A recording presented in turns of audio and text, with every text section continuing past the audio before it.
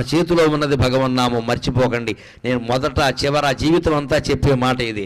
మీరు స్మరించండి, మీరు స్మరించండి. మనస్సులో స్మరించదలుచుకుంటే మడి లేదు, ఆచారం లేదు, స్నానం చేసే సమయం లేదు, భోజనం చేసే సమయం లేదు, ఎప్పుడైనా స్మరించవచ్చు. దానికి నియమం లేదు, నిష్ట లేదు, మనస్సుకి రూపం లేదు, కాబట్టి ఏ నియమం ఉండదు. అన్ని రోజులు పాటించినా ఒక్కరోజు కాళ్ళు కడుక్కోలేదు, దేవుడు అంత కక్ష కట్టడమ్మా. దేవుడిని పిశాచం అనుకోకండి, దేవుడు ప్రియుడు. నువ్వు ఒక్కరోజు నియమం తప్పితే దేవుడు కక్ష కడతాడా?